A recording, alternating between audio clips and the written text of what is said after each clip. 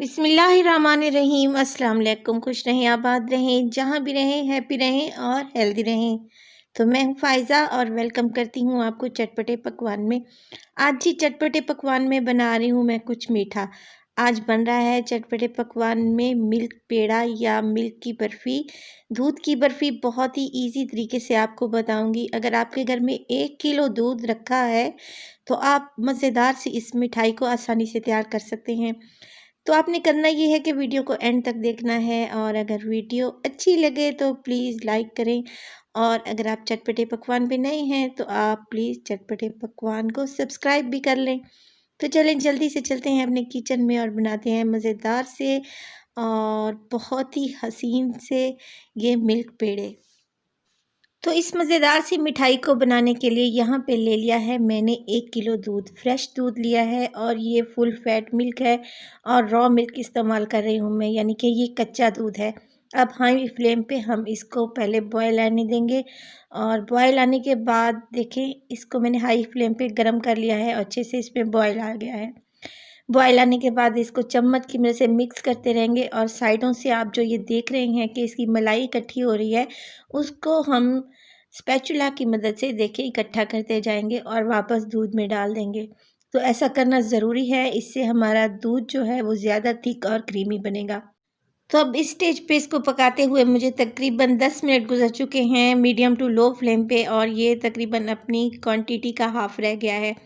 तो इस स्टेज पर मुसलसल चम्मच चलाना ज़रूरी है क्योंकि दूध को नीचे लगने का बहुत ज़्यादा ख़तरा होता है।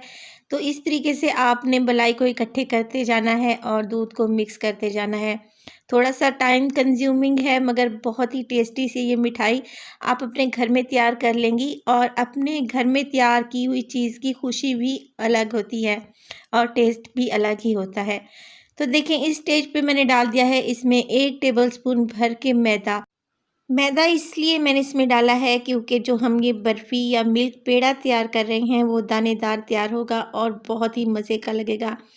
तो 1 टेबलस्पून इसमें भर के डाल दें मैदे का, मैदे को छान लें पहले अच्छे से और बहुत अच्छे से मिक्सिंग करें, कोई भी गुठली लम्स इसमें बाकी ना रहे और स्पैचुला की मदद से बहुत अच्छे से आपने मिक्सिंग कर लेनी है और साइडों से इस तरीके से साफ़ भी करते रहना है। तो देखें इसको पकाते हुए तकरीबन मुझे 40 मिनट हो चुके हैं और ये बहुत हद तक गाढ़ा भी हो चुका है। 1 टीस्पून डालूँगी मैं इसमें इलायची का पाउडर। इलायची का पाउडर बनाना बहुत ही ईज़ी है। इलायची को मिक्सी ग्राइंडर में डालें और 1 टेबलस्पून उसमें डाल दें चीनी के। तो बहुत अच्छी सा इलायची का पाउडर आप तैयार कर सकते हैं। इसके बाद इसमें डालूँगी मैं आधा कप है मेरे पास पिसी हुई चीनी। आप यहाँ पे रेगुलर शुगर का भी इस्तेमाल कर सकते हैं। मेरे पास ये पिसी हुई चीनी रखी थी तो मैंने डाल दी ताकि जल्दी से ये मेल्ट हो जाए। चीनी डालने के बाद चीनी अपना पानी छोड़ेगी और स्टेज पर मुसलसल चम्मच चलाते जाएं और 5 से 6 मिनट तक इसकी अच्छे से भुनाई कर लें, जब तक ये जमने की कंडीशन में नहीं आ जाता।